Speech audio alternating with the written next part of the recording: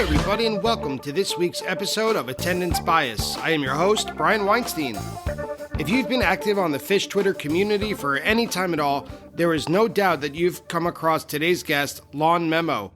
Memo is the author of the blog The Daily Ghost, where he gives a fresh listen to every version of Ghost that Fish has ever played. And he is also the host of the Daily Soundcheck podcast, in which he gives some context of the band's history before playing not a show, but a soundcheck before any given show. On top of all that, LawnMemo is quite active on Twitter, especially late night, as he spreads his positive attitude to his followers on the Bird app. I first got in touch with Memo years ago when I wrote a blog of my own and interviewed him about The Daily Ghost. Since then, Fish and our respective projects have gone through many iterations, and Memo was gracious enough to appear today to talk about highlights from a fantastic show. That would be Stash and Soul Planet Into the Final Hurrah from August 31st, 2021 at the Shoreline Amphitheater in Mountain View, California. In addition to these incredible jams, what I appreciated most about our conversation was the inherent excitement, the obvious passion that Memo has for Fish and their music. Although we haven't attended a show together, I came away from today's chat with the distinct feeling that LawnMemo is the type of fan you want to be jamming next to during a Killer Fish show. But enough from me. Let's join LawnMemo to talk about getting back on tour in 2021, Elite Fish, and the kindness of strangers as we discuss highlights from August 31st, 2021 at the Shoreline Amphitheater. Memo, welcome to Attendance Bias. How are you? Wonderful. Very happy to be here. Should be a lot of fun. Talking Fish is about my favorite thing to do, so I'm ready to roll. Mine too, which is why we're here, which is why anyone listening is listening, I hope. You picked a relatively recent jam or series of jams to discuss today, but we have a lot more than just the music. But to get it out of the way, you chose highlights from August 31st, 2021 at Shoreline. Stash and then Soul Planet Into the Final Hurrah. But there's a lot more to talk about than that. There's your history, at least your persona as LawnMemo on Twitter. But I first learned about you when you ran a blog called The Daily Ghost. And now that you host a podcast called The Daily Soundcheck. So we have a lot to get into. Sure. Let's start at the beginning, at least as it started for me. What is or was The Daily Ghost? Well, I started getting online about 2012. I found this website called turntable.fm, and a buddy of mine, well, he's a buddy of mine now. At the time, he was posting, he was like, we're listening to Fish shows in their entirety. Come in, everybody's listening. It's a great place to hang out. I saw like a fish.net post that he made. I jumped in there, pretty much never left for about 2 to 3 years. We made probably the greatest community I've been a part of. I'm still close with about 100 people from that website. Most of my group that I go to shows with at this point, I met through that website. So we were Fish nerds. We were all at a kind of interesting point of our lives. It's about 2012.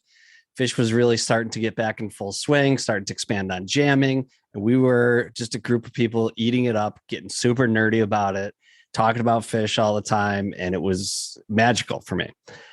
So Ghost had always been my favorite song. I saw it at my first show in 97. And I thought it would be a cool exercise if I listened to every single one of them. So I put it out there in our chat, and some people said, you should write about it. You should make notes, and people would follow along. And I'm like, I might be the world's worst writer. I think this might be a terrible idea. So they all encouraged me. We had a really good group in there. One guy said he'd edit for me every single day. I had a guy make my website. I didn't know how to do any of that. The only thing I knew how to do was listen to Fish. So I just started plugging along, and I did one Ghost review every day, Monday through Friday, for about 6 months. I still can't believe I pulled it off. And that amount of work makes me want to cringe right now that I actually got that done. But when it's something you love, it's not work, right?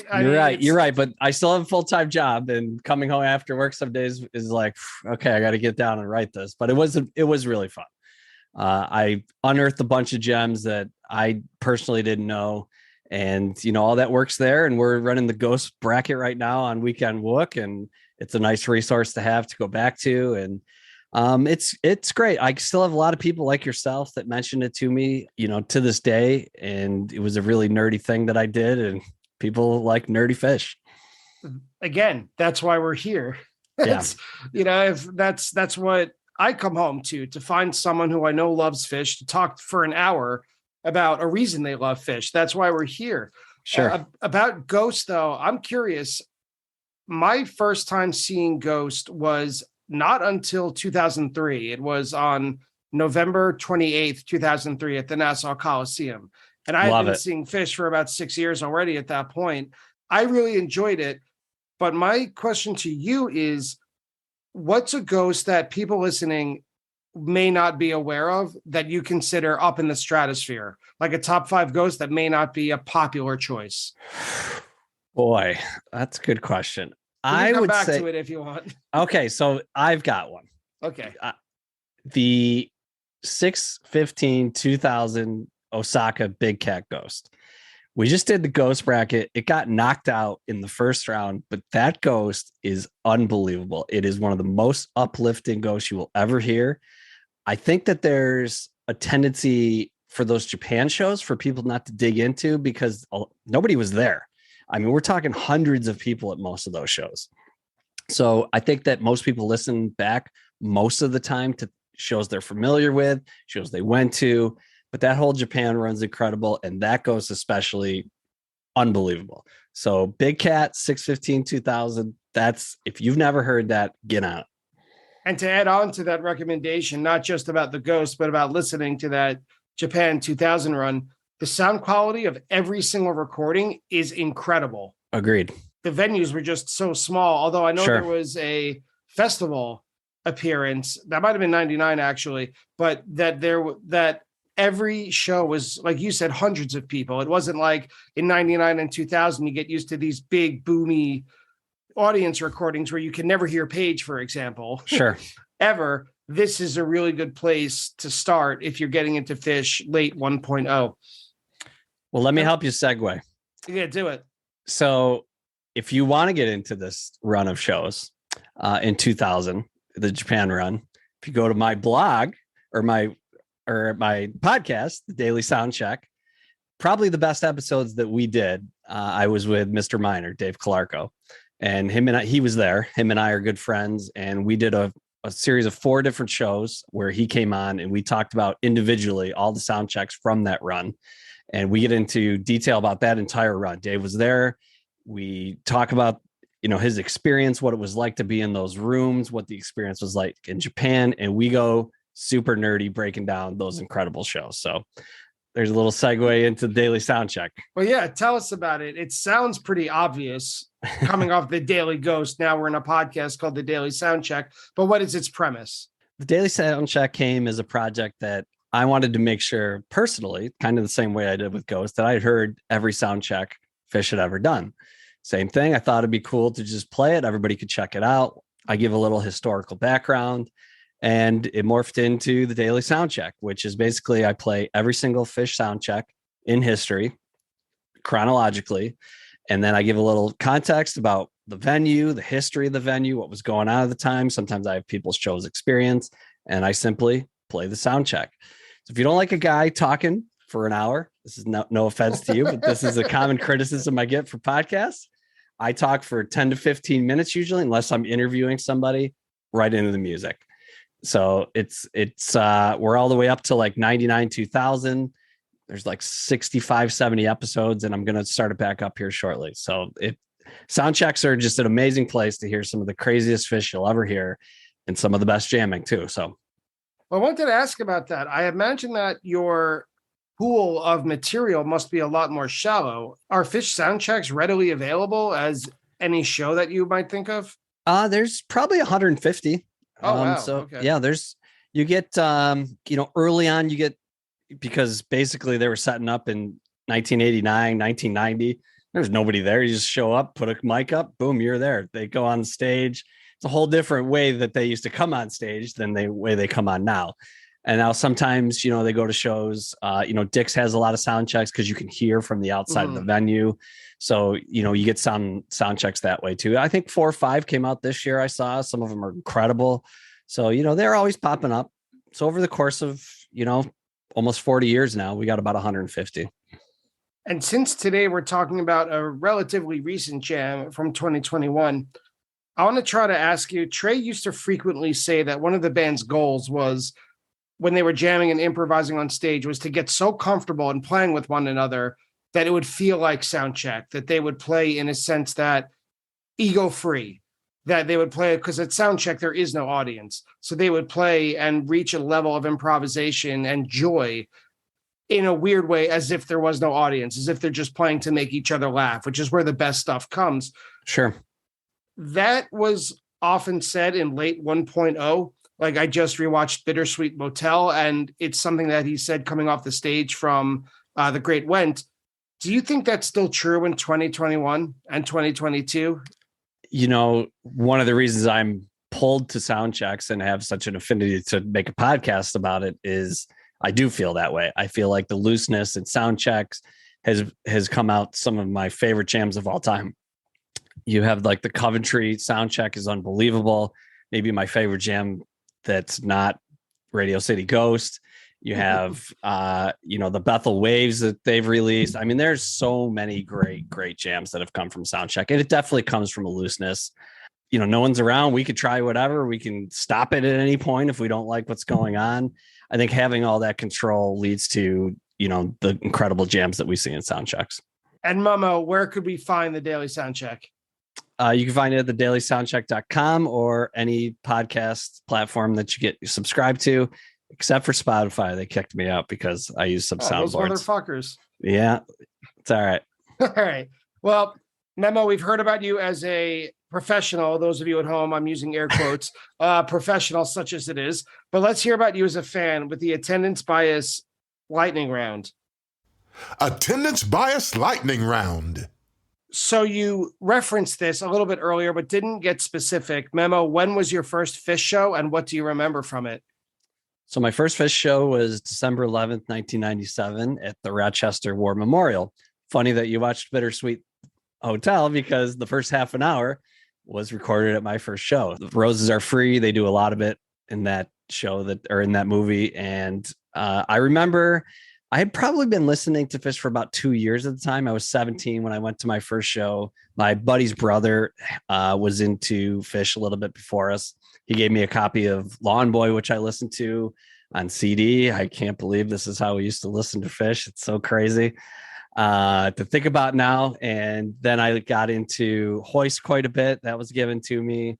And I was listening to anything I get my hands on. Went to my first show. And certainly the thing that was my it moment was the third song was Maze. And it's a very, very incredible version where Trey just and I was blown away. I had never seen anybody play guitar like that. At that point, I was just young, eating up music, and I just loved everything about it. I remember Roses Are Free being debuted at that show, and nobody knew what it was. Not a single. Everyone's like, "Do you know what this is?" No, I have no idea what this is. And it becomes such an important part of Fish's catalog to come. And then so many people got into Ween because of that. It was kind of a cool moment. I mean, what's funny is, the third song was Maze. My favorite jam of that show is the Down with Disease, which is in the 2-hole, but I didn't appreciate it at the time because I was just this young 17-year-old kid that just wanted to see hard, fast music as fast as I could. Well, Maze will do that. Yeah. Maze will fill that void should you need it. Yep. What was the most recent Fish show that you've seen, and what did you think of it? I was at the most recent Dick's Run. I've been to every Dick's Run. That's one of my cooler stats. It's my favorite place to go see Fish. I thought Dick's was good, along with most of summer. I was hoping maybe take a step further this summer. I thought every show was good to the most part. Just never really turned the corner to elite Fish is but everything was good. I mean, and I have a blast at every show I go to. So it's, I'll continue to go to every show I can go to. I promise you that. For all the different quirks and vocabulary and subculture pieces that come through the Fish arena, I do think the phrase average great is the best one. It's a good one. In the way that you're talking about this Dick's Run, when you said you were kind of hoping it would get to that elite version, it's like they're already great. Right. It's just we all understand what we mean when we say, yeah, it was good. It was great. We all know that it was better than 99% of other shows you could be seeing on any other Labor Day weekend. If you had your choice to place yourself anywhere in any given venue, where in a venue do you like to be during a show? I think it's called the sweet spot, and it's called that for a reason. That would be right where the soundboard is. The sound and lights from that vantage point is as good as it gets for me. If you could time travel to any Fish moment in their history, whether it's on stage or off stage, where and when would you go? I feel like if anybody says anything other than Big Cypress, they're out of their mind. So besides Big Cypress, because I feel like that is so far and away the answer for everybody. I know for me, my favorite personal moment would be Chilling Thrilling. The moment in that arena, the energy when Chilling Thrilling was happening was something I will never forget. It was everybody hearing a musical costume for the first time simultaneously, and every note was sick. The production was off the charts, the chandeliers, the stage. It was unbelievable. And I would go back and do that every second of every day. That show was awesome. I thought the encore was one of the most important parts of that show. Is this what you wanted? Yeah. And I really mean that because I'm so interested in the band fan dynamic and how much we as fans put into, or how much we assume what they mean, quote unquote, when they play something, or why are they doing something. It was certainly a reaction to Wingsuit in 2013, right? So when you bring up Big Cypress, it's funny because I've never had to sit through my own lightning round, and thank God for that. But my answer is always, I want to be a fly on the wall. I want to be there for a conversation. I want to be there when they decided that they were going to play Remain in Light, what the conversations were like for the Clifford Ball. Sure. It's, to me, it doesn't seem to be on stage. I'm almost more interested in the off stage. I don't know. Maybe it's just the way my brain works. I have that interest too, but I really like seeing the music. So I'm going to, so I might stick with my answer, but I totally I eat up all the interviews. I read everything, but boy, there's still nothing like being there in the moment, man. Well, fine. You go enjoy your music then. Okay. I will. Overall, all things considered, pound for pound, indoor fish or outdoor fish? I think if I have the choice, indoor fish for sure. The history is, you can't hold a candle to it. Fish, indoor music. You take all the indoor fish versus outdoor fish, indoor smokes. 2 sets of lights. All the elements are perfect every time you go in. You don't have to worry about rain or cancellations or anything like that. It's indoor fish is awesome. That being said, on a beautiful day with a beautiful night at the right venue outdoor, it's magic. There's exceptions to my rule for sure. Now, if you could tell me up front, it's going to be 70 degrees with no sun in my face, and the sun's going to go down a little bit earlier, so we got a lot of lights, and I got a nice venue, and it's not overcrowded. If you could tell me that, I'll pick outdoor, but that doesn't happen all the time. What is your favorite post-show snack? So there's no hunger in this world I've experienced like edibles, which I eat very often. So I eat every snack. So anything you put in front of me after a show, I will devour. But pretty much I'll go to my go-to, which I'm pretty known for, and that's cheese and crackers. Nice. That's good answer. You're classy. I'm so classy. Boy, a guy in a helmet is the classiest guy at Fish Show for sure. That's all people ever say. That memo guy, man, he's classy. What is the weirdest thing you've ever seen at a Fish Show? The weirdest thing I've ever seen at a Fish Show is a good question. I like that one. In 2012, I was at Dick's and I thought I forgot my wallet at the time. And pretty much at that point, it had everything I had in it. Like I had to fly home, had my license, passport, all that stuff. And I was freaking out in the middle of the show. So I convinced security to let me leave the venue, go to my car to try to find it. They were so nice about it. So I had to go through shakedown to get to my car. And let me tell you, the weirdest thing I've ever seen is shakedown during a show. I have to ask you to expand on that, because one year, I think it wasn't Fish, to be fair. It was at Bonnaroo. And I think it was 2004. I got up to pee in like the middle of the night, and I had to walk near Shakedown to get to the porta potties. Sure. And man, Shakedown at like 3:30 a.m. There's a scene in The Wire. Yeah. You've ever watched that show? I have. Where Bubbles gets up, and it's when Amsterdam, when all the drugs are legal, and he he walks down the street and he looks around, and even this guy, this recovering addict, is like, what the fuck is going on here? Like, and this is his home. That's how I felt. For sure. So what was Shakedown like during the it show? was just like ghost town, but then there's just people spinning. I mean, Dick's were Shakedown, and there's so much air. That place is huge. So like, it was just like people spun out, just weird, dude. It was like a demented carnival is how I'd describe it. When was this show played?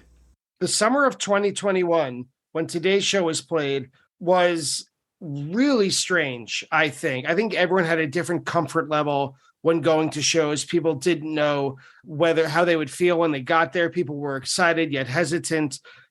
And so there's a lot to say about this. This show, August 31st, 2021, was the last show of the tour before Dick's. Mm-hmm. I always consider Dick's, it's part of the summer tour, but it's not. Sure. It's like its own thing. Agreed. So this was the last show of the summer tour at Shoreline. And just to telescope out the route of the tour, it was made up of 22 shows beginning in Arkansas. It moved across the Southeast, Alabama, Georgia, Tennessee. It moved a little bit north to Deer Creek, 3 shows in the Midwest. After Deer Creek, the band went back east for 5 shows, 2 in Hershey, 3 in Atlantic City. Those were the only 3 that I saw that year. And the tour culminated on the West Coast with 3 shows at the Gorge, big year for the Gorge, and these 2 in Shoreline in Northern California before moving over to Dick's. How are you feeling about going back to Fish when this was still the pandemic, but it was kind of like diet pandemic? It was like we lived through the worst. I think that was the feeling. Maybe I'm projecting, but still getting together in large crowds was a little bit, I don't know. I live in New York City, so things were a little super sensitive here. We got pretty conditioned that everyone is dangerous in 2020. How did you feel going to large crowded shows in the summer of 2021? Do you remember? Sure. I mean, it was certainly one of the weirdest times to be a Fish fan, I think, especially those early shows. I don't think anybody really knew what to expect. We had been, most of us haven't gone to, our local shows because those weren't even happening. So you weren't even seeing shows, you're in Queens, all the shows in New York, there wasn't much going on. There wasn't much going on here in Buffalo. So to take the leap to go to a 15,000 person venue was a little uneasy for everybody, but I feel like we felt good. I wore a mask for the first bunch of shows, even though I work in a restaurant without a mask at that time. So like I'm around people all the time, but I thought it was the responsible thing to do at the time. And, but then it slowly, everybody became more comfortable. You remembered what it's like to go to Fish, like that feeling of being relaxed, and people wanted to feel that. So the mask started to come down show by show, I think, and everybody became more comfortable, but it was still, just an interesting time. Nobody really knew. People did get sick. I remember a lot of people getting sick after Atlantic City. I felt like I read a bunch. And so, it was a crazy time. I can't believe it's so weird that happened in our lifetime like that. It's something that, and this is a little bit of a tangent, but I think it's something that anyone who lived through it will remember for the rest of their lives. Sure. The only thing I could compare it to is 9/11 is the only other event where you could really draw a line. Things were different before this and then after this. Yeah, that's how I felt. I only went to the Atlantic City shows, and that was wonderful because it was outdoors and it felt like there was less risk. It was enormous. So you could go all the way to the back, and they had it set up perfectly where there was these PA speakers where you didn't have to, you never have to see the band, but you didn't have to be up close to really feel involved in the show. And so my friends and I stayed pretty far back, but we felt like we were still part of it. Sure. and it was wonderful. Those Atlantic City shows made me feel more normal than anything had. I'm also a teacher, so all these changing rules almost day to day and this instability for an entire school year, this was a huge release to be in Atlantic City. But this is about you. This is your episode. No. About looking musically at the summer 2021 tour. I remember that the influx of new songs was the biggest thing, other than the worry about COVID, right? You kind of put them in different pockets. I Never Needed You Like This before it became a big monster. Mull became a lot of people's favorite. It kind of showed up and disappeared. Evolve, A Wave of Hope, Casual Enlightenment, and Lonely Trip is the one that kind of stuck around, I think, as a lot of people's heart. And there was also the silly but passionate arguments of whether or not this counts as 3.0 or 4.0. It was nice to get back to something that was so silly but so serious in our hearts. You know what I mean? Sure. There were also a ton of great jams. We're going to talk about arguably the best one of the summer in about 5 minutes. My interpretation is that these jams were much more group-centered and slow build.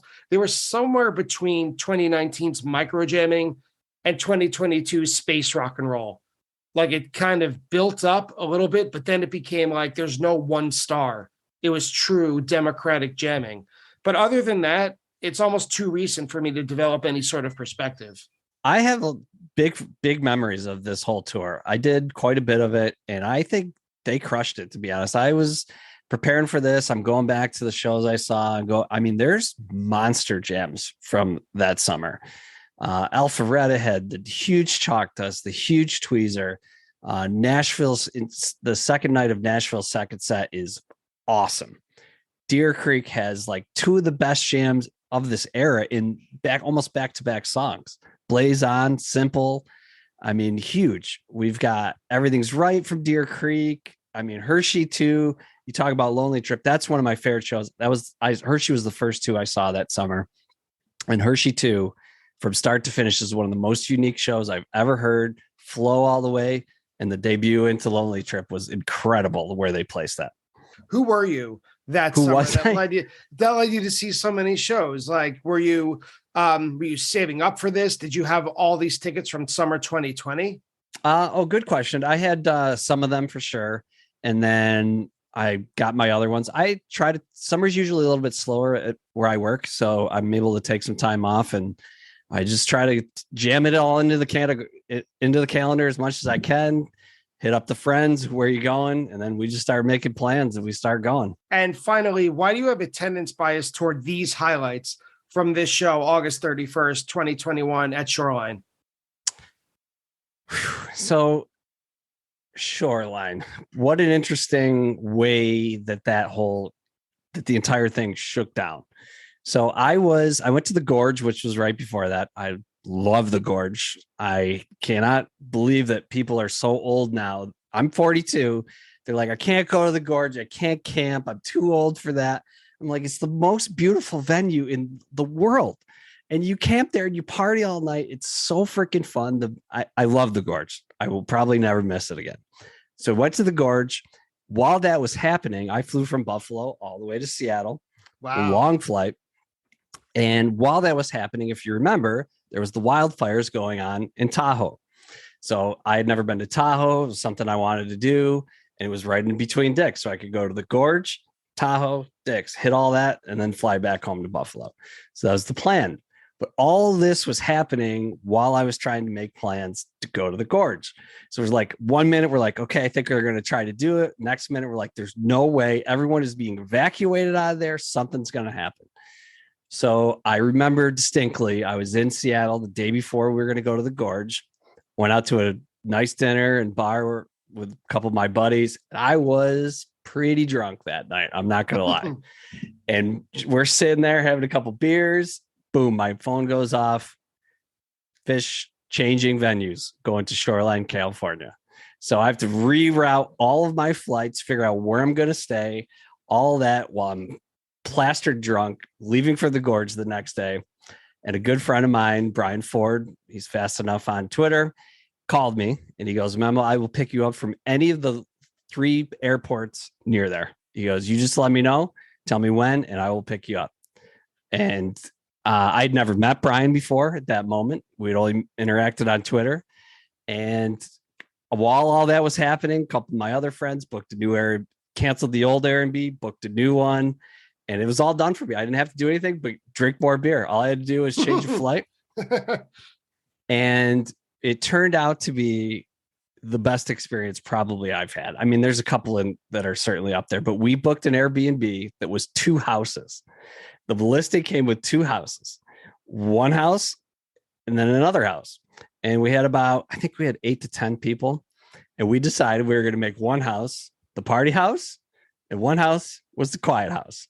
You know, when I was during 2.0, similarly, right, we're close enough in age where we would sometimes rent out 2 hotel rooms, depending on how many people were on the road with us. And we would do the same thing. One room was the party room. We'd fill the bathtub up with ice and put all the drinks in there. And one room was the go back and sleep room. Yeah. I'm so glad that as Fish has evolved, so have we as fans. That now it's not, we've graduated from hotel rooms. We're not in the Hiltons anymore. Now it's entire houses. Yeah, it was amazing. The whole dynamic of it was so funny. I went with probably 4 or 5 people I was really close with. And then I met 4 or 5 people for the first time. And the blending of, the people I knew with the people I had never met before and how it all came together over the course of those 2 days is something incredibly special to me. So I have fond memories of the way it worked out, meeting those people. I've done a million shows with them since then. And, the bonding experience we had, let alone, going to Shoreline, GA venue, that was really cool. Everybody seemed to go last minute. Great amount of people that I met during those 2 shows. So that whole experience between bonding with the people at the 2 houses and then the shows that they played, when it comes together like that, it's hard not to think about it all the time. It's the perfect union of people and music.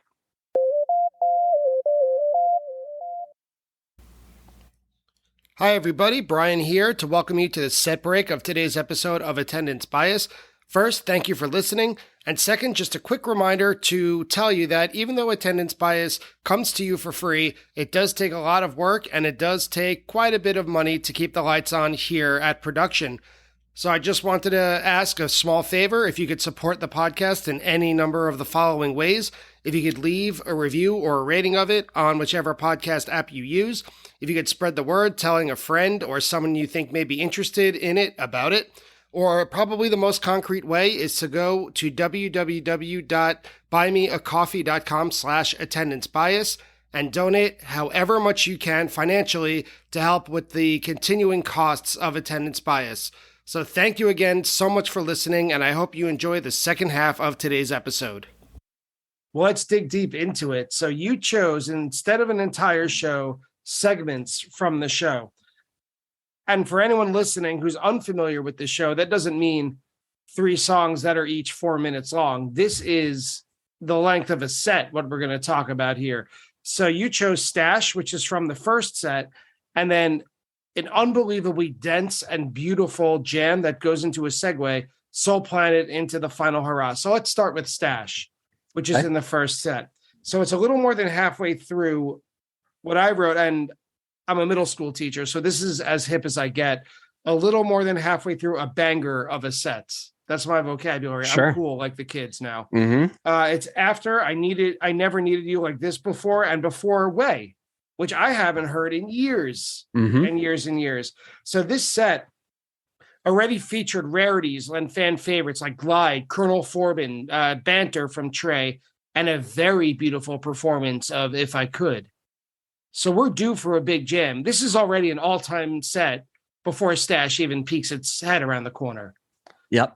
How are you feeling about this point? I mean, I'm coming off meeting all these people, having this fun time. Kind of funny story about how my friends work is my really good buddy, Brendan. He was with me. All of a sudden, the show's about to start. He just like whispers to us that it's his birthday. So we're like, oh, happy birthday. My good friend Jackie Cap She carries around the family bag. She's like, freaks out. She's got emergency birthday supplies. She starts putting birthday supplies, happy birthday stuff all over him. He's covered head to toe in all these birthday stuff that she just has just in case something like this happens. It was the funniest thing ever. And boom. So that was funny for pre-show. We get into it. And then the set, like you said, is fantastic. You know, we're in this weird, 24-hour, basically, we change venues. What you always dream that something like this could happen. Like when something crazy is happening like this, like they change venues or it's a one-off or, the sleeper show type of thing. I feel like the sleeper show has not happened in a long time. And this one is Gorge to Dick's. So this was in the sleeper category. All this weird stuff from Tahoe, people had to change out their plans. And what did Fish do? They come out, they play Forbin, Mockingbird, If I Could, Glide, Way, all this stuff that is very rare, but centered in there is what we're talking about is the Stash. And the Stash, to me, I re-listened to this a couple times. At the time, it blew me away. It was unbelievable. I think the more I listen to it, it might be the best representation of what 2021 sounded like, in my opinion. Well, what do you mean by that? Because I noticed, and I have to ask forgiveness for any listeners who are gearheads, because my vocabulary will fail me, because there's so many weird sounds and synthesizer effects throughout this whole jam. It starts, and Fishman, I noticed, is especially jazzy. I really love how he plays in this Stash. But immediately there's an odd tone, and I wrote an odd tone taken by Trey ? Because I can't tell who's playing what at certain points. They're kind of crossing each other. They cross the streams, basically. At 6:45, there's like a Stern synthesizer, like Benteca teases. I could hear the piano in the background, but it's out of control, and it's only 2 minutes into the jam.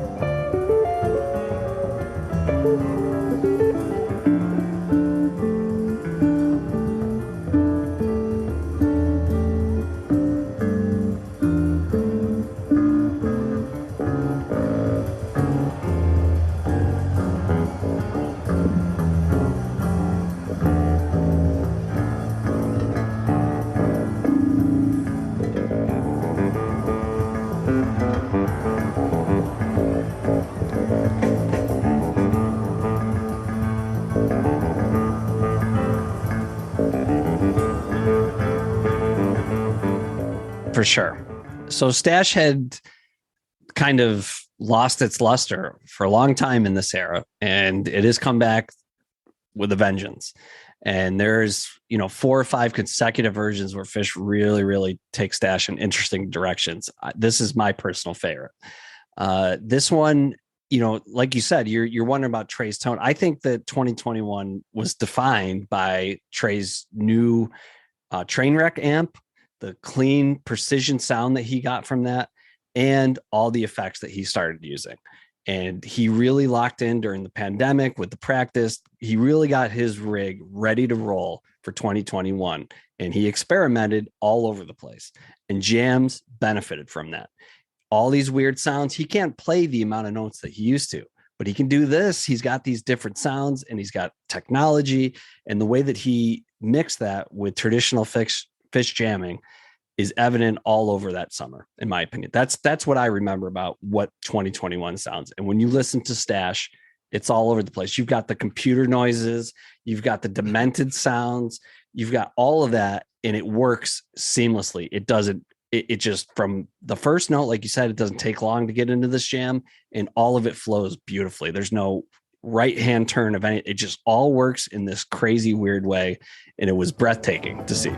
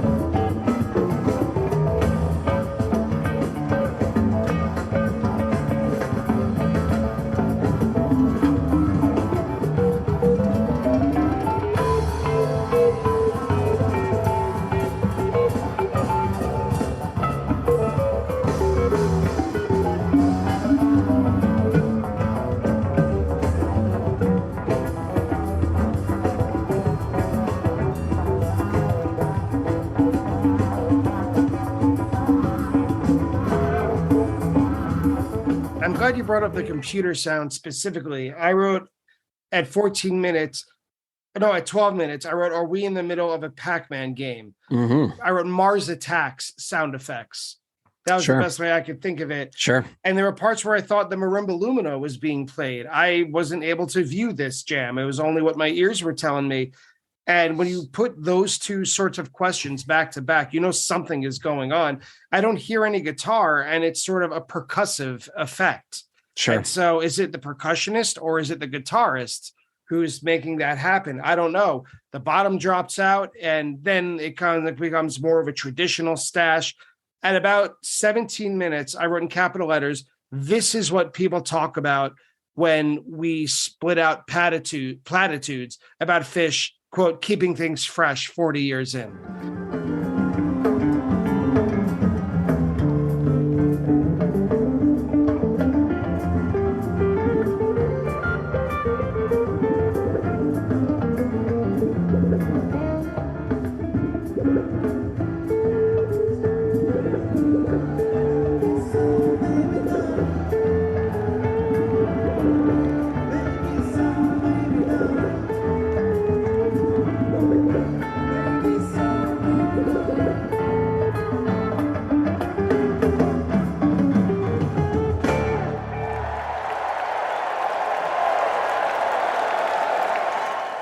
Yeah. This band doesn't sound like, at this point of this jam, they don't sound like any other time they've ever sounded like in their 40-ish year history. I think that's a great point. And I think that the more you get into Fish and the nerdier you get, that's the stuff that moves you. And so this is a prime example of that, in my opinion. It definitely doesn't sound like a lot of things, but it's still cool as hell. And that's what we look for. And in 2022, they kind of did that with You Enjoy Myself, where they added that jam or added it back, depending on your perspective. But they are kind of reinventing one of their oldest songs. And Stash has been around since what, 1989 or 1990? Sure. And so it makes it thrilling and fresh for guys like you and I. And depending on who you talk to, we didn't get into Fish that early. You know, 1997, they weren't new. Sure. But everyone knows Stash. But if you hear this, maybe you don't. Mm-hmm. And then the next jam that you wanted to bring up that was part of your attendance bias is the second set opening, Soul Planet, on December 12th, 1999.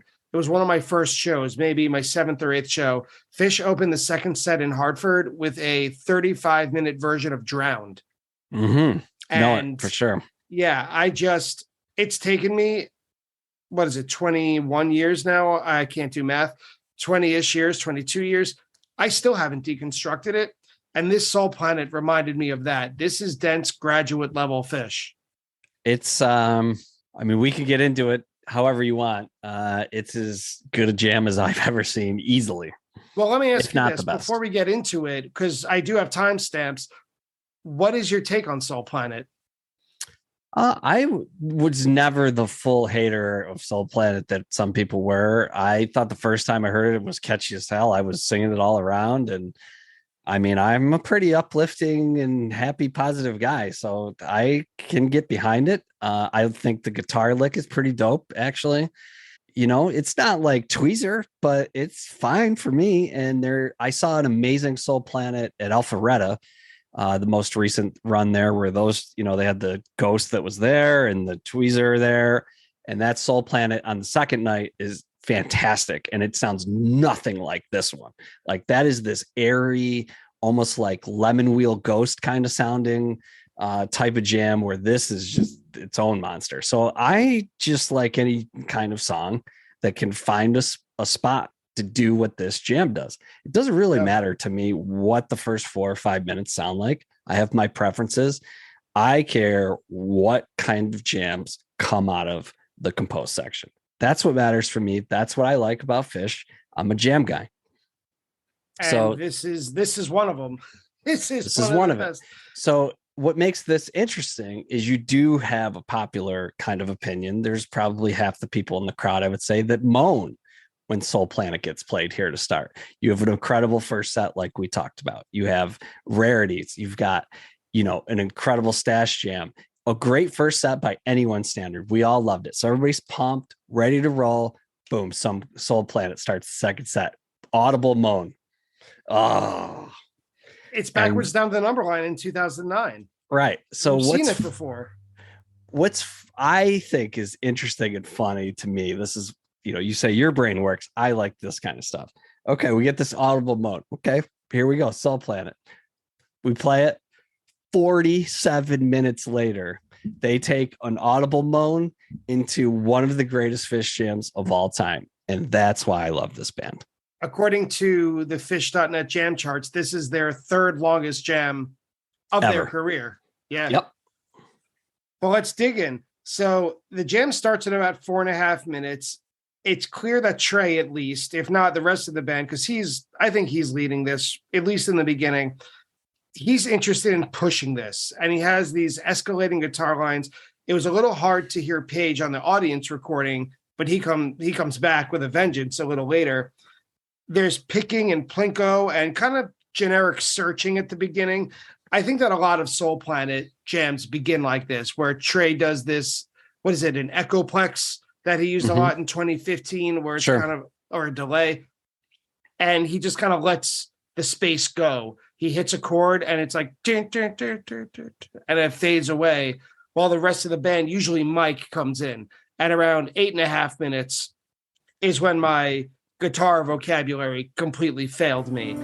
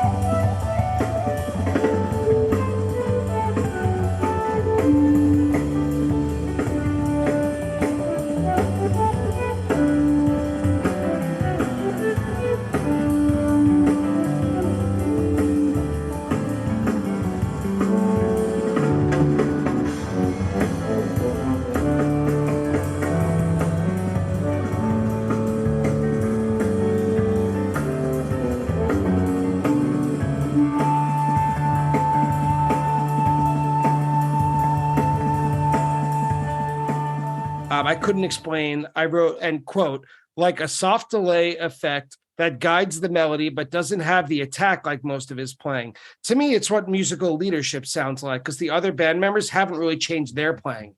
But Trey is changing it up, to your point earlier about his effects and his practice. Sure. I think there's a couple, I want to put one little piece of background to go with kind of why I chose this show is in meeting people. Wonderful individual on Twitter, Lindsay Clare, was at the show with me. It's the first time I had ever met her. We ended up we had long talked about our love for Evil Fish. That's going to rear its head a little bit further down. Oh, sure. So it was the first time we ever saw a show together. She's standing next to me, and I had full moment of what an incredible show buddy. So one of my favorite feelings, kind of not related to how technical we're going to get into the music, is when you find a show buddy that's next to you that you vibe with. You're on the same wavelength. Maybe you don't talk. Maybe you dance about the same. You smile the same way. Lindsay Clare and I hit it off to a T.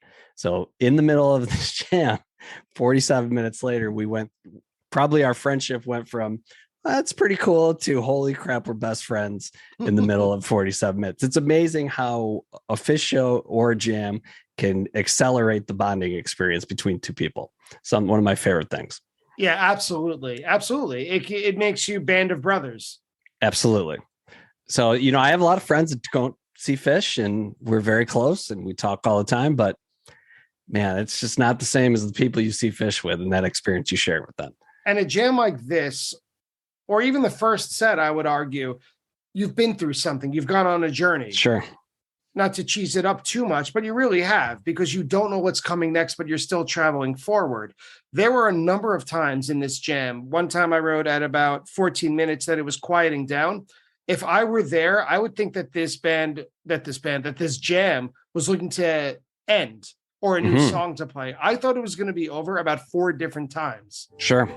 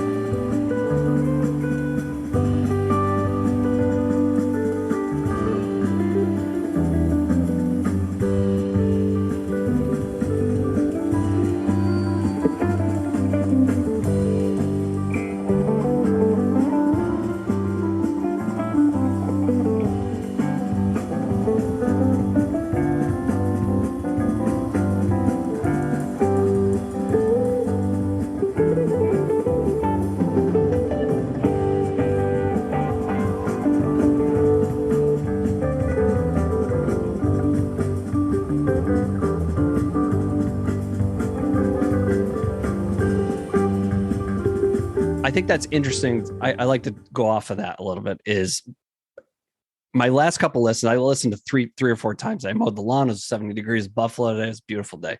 I had this jam going a couple times. And what is really sticking out to me every listen is just how incredible John Fishman is. Yeah. As good as Trey's incredible in this too. And we could talk about him, but the whole jam does not even come close to happening without Fishman. He goes from attack to ripping to just these small little feels. And he takes those little transitions where maybe the jam might end. And there's, like you said, 3 or 4 different parts where that could happen. But his ability to find the right rhythm to bridge section to section is what makes him the greatest drummer on planet Earth. And he forces it. Trey hears it. He's like, I can't change this jam now. It's too good. Look at what he's doing. I can play off this. This is a whole new opportunity for me to try something different. And he's the glue to this whole thing. Not to mention, I feel like I would have 5 heart attacks if I tried to play drums that hard for 47 minutes. It's unbelievable that he can keep it up the way he does. He is a damn gift to this community, John Fishman. You will not find any argument or talk back on any of those statements from this side of the microphone. But about a little more, well, not even, a little less than halfway through, synthesizers start showing up around 17 minutes.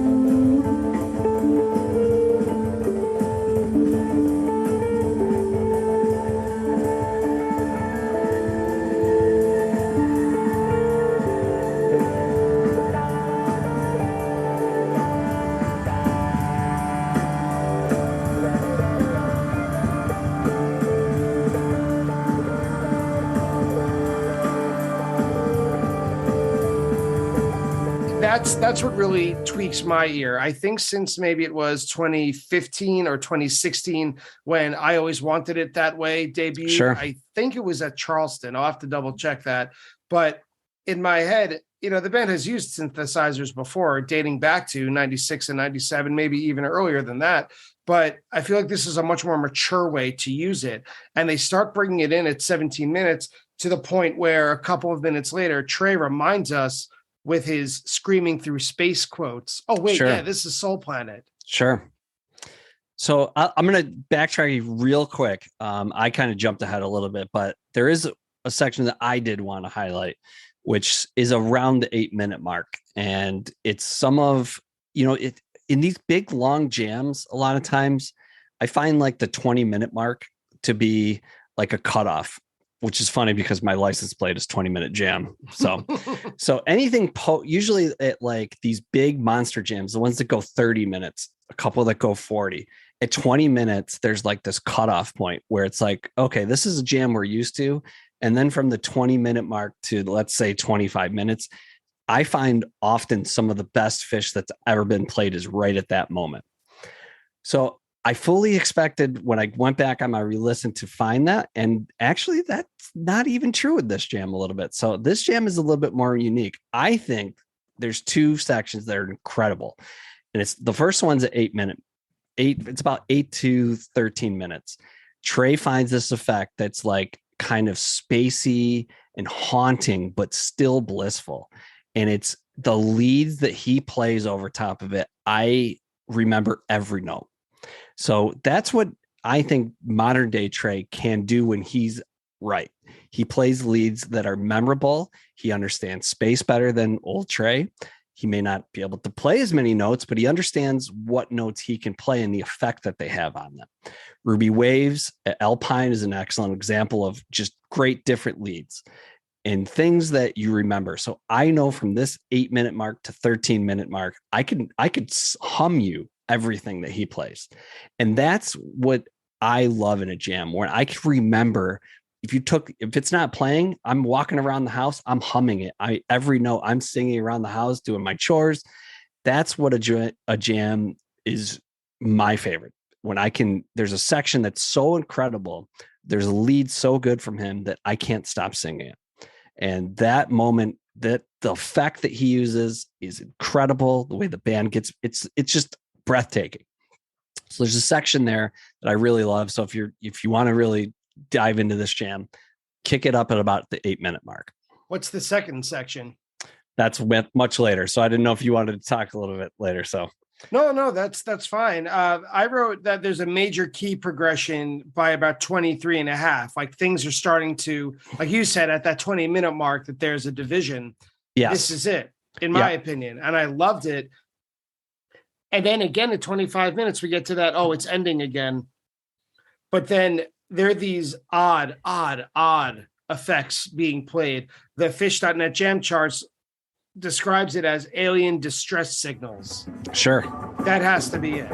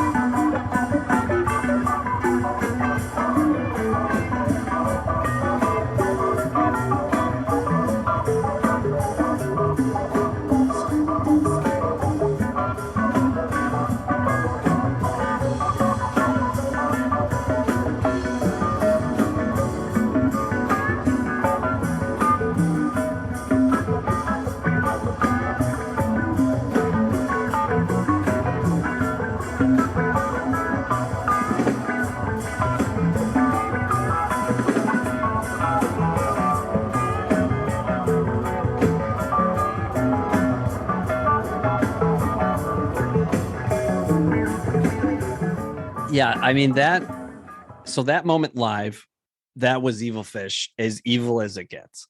There's 2 or 3 minutes. I looked over at Lindsay right next to me and I just said, this is basically a nightmare at this point. Yeah. And she was loving that quote and we laughed and it was bonkers. I mean, it went from this beautiful, haunting, section that I just talked about to kind of ride that out. And then at the 20-minute mark, as you talk about, they go full bonkers, full rip every effect we have, get out there. Let's see what can happen. And it gets haunting and crazy. They did a little bit of this kind of with the Deer Creek Simple. Is kind of the first time I really thought I heard sounds like this before, earlier in the tour. And it shows up again in this Soul Planet. And then it would show up at Dick's a couple days later when they go into the machine type of thing. That section's incredible. And live, it blew me away. I'm like, this is awesome. I would be scared to death if I were on anything. I would dig a hole in the lawn and just hide under there until the show is over. I don't know. It's so dissonant. It's so against what you expect to hear, even at the craziest part of a Fish show. I also love, right around in that section, like you mentioned, they do bring it back into Soul Planet. But it's one of the things that they've been doing lately is finishing songs like Ghost. They go back to the composed part instead of leaving them unfinished. That's a huge thing they've been doing the last couple of years. And a lot of times it is rough. It is a weird transition that I don't know if I love all the time, but the way that they float into Screaming Through Space, it's almost like it's part of the jam where it's not this forced transition. They take the jam, it eases back into, you hear Screaming Through Space, It's nice and calm. And then it's back into attack mode. It was so cool the way they did it. Well, the Screaming Through Space is almost like a sprinkle of cinnamon. They don't go back into Soul Planet. Right. They do it a lot with Cross-Eyed and Painless too.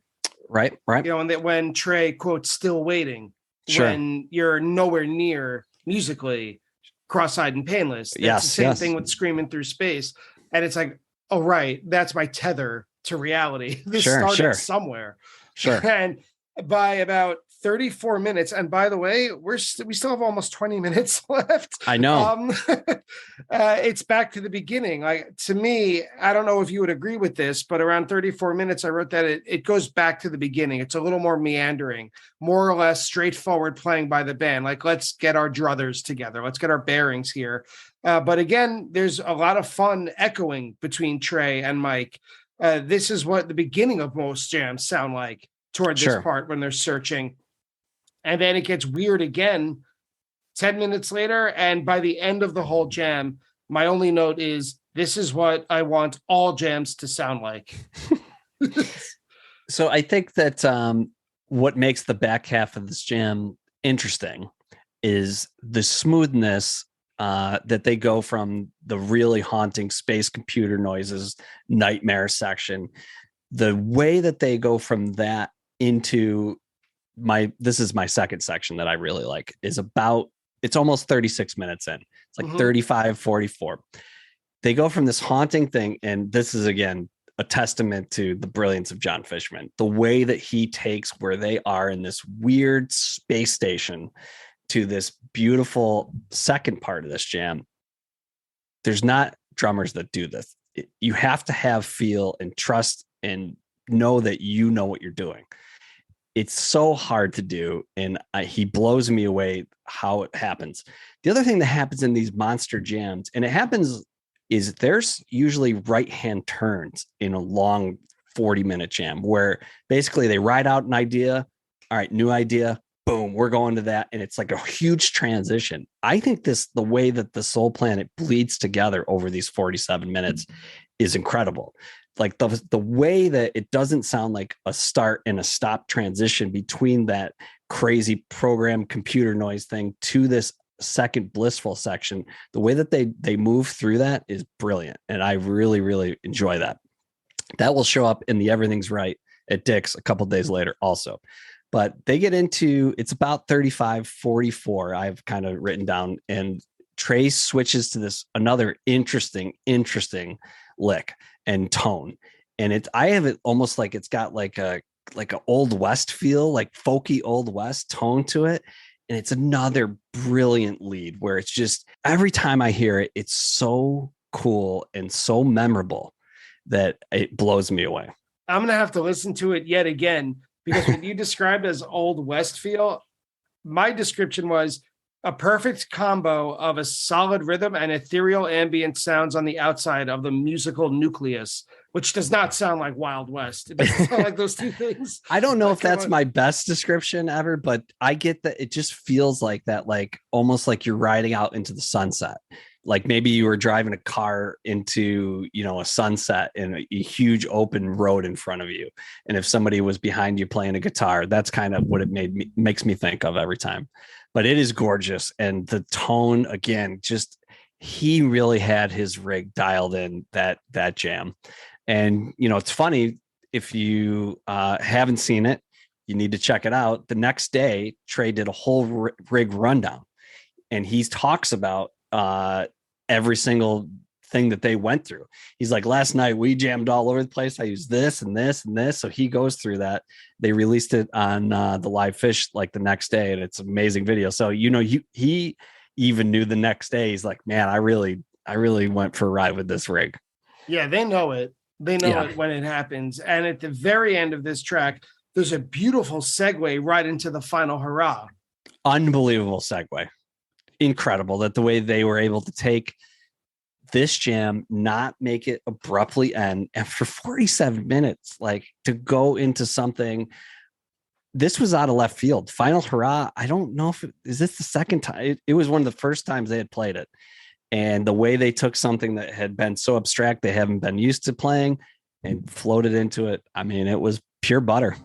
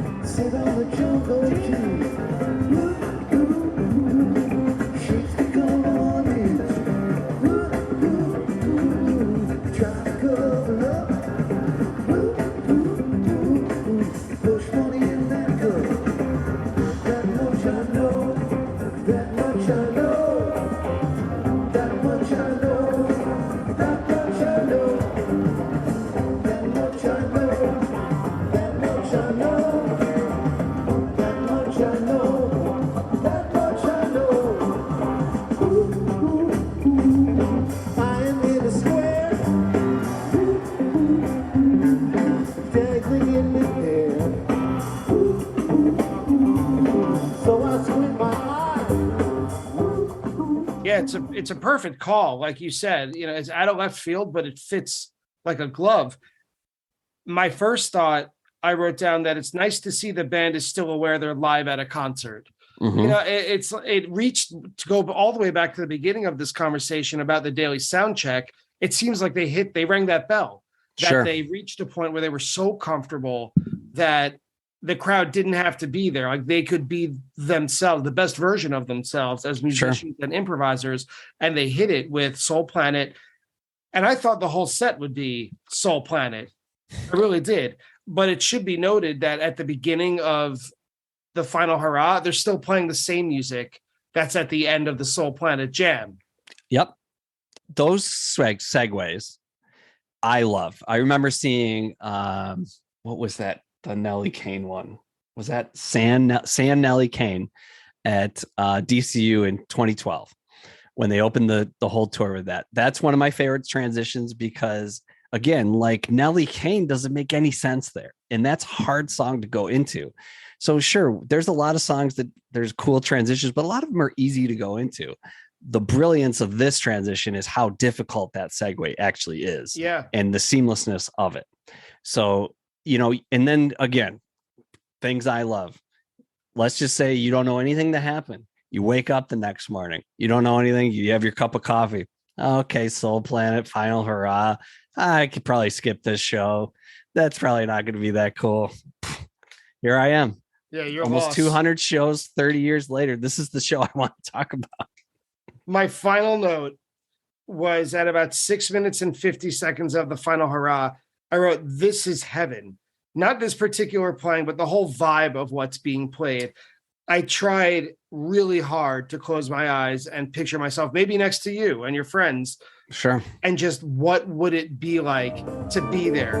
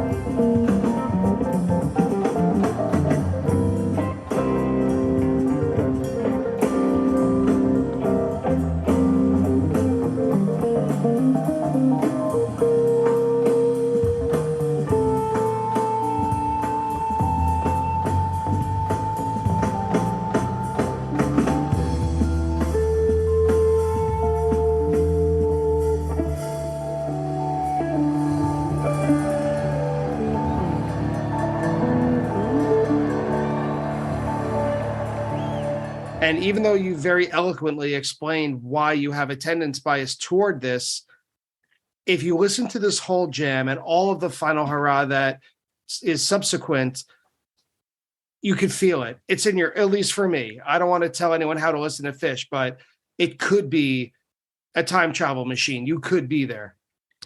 The way that I approached Phish and when I go to Phish, I like to zone out and let the brain stop moving for a couple minutes. Me too. And the great Phish jams, your brain shuts off.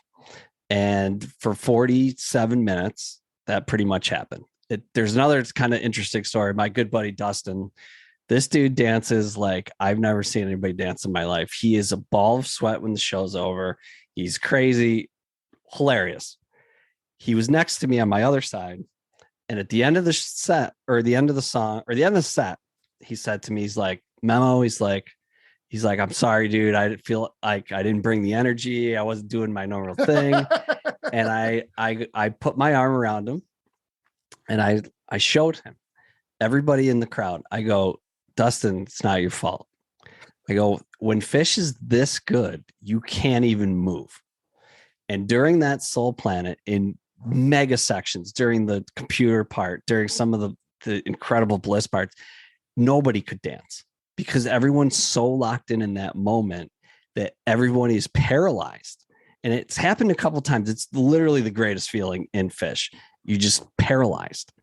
Like those moments change everything. It's you go and there's 4 or 5 minutes sometimes, and you're lucky to catch that once a tour like that, where everyone is so locked in, nothing is happening. Like you can't even move. It's so good. You're just your jaw is on the floor. And for 47 minutes, pretty much, I felt this way during Soul Planet. LawnMemo, thank you for joining me today on Attendance Bias and doing our goddamn best to get to the heart of why we love this band so much. And these selections, Stash, Soul Planet, Into the Final Hurrah from August 31st, 2021 at Shoreline. If those of you who are listening, if you made it to the end of this episode and you haven't heard this before, you know what you got to put on next. But again, LawnMemo, thank you for taking the time, because this did take time to get to the heart of this and break it down. Appreciate it so much. I got to give you 2 quick things before we go. Yeah. I told you about the party house and the quiet house. Yeah. I was in the quiet house. I'm old. The minute the Soul Planet stopped, I screamed at everybody, I'm sleeping in the party house tonight. I was ready to roll after that. You see something like that and your energy level flies off the chart. The other thing is, you know what? I think it's important to be positive. And when that jam was over, I was screaming. I think that's the best jam I've ever seen. It has everything I've ever wanted in one fish jam. And I think that if you're open-minded and you're a positive person and you love fish, you should say things like that.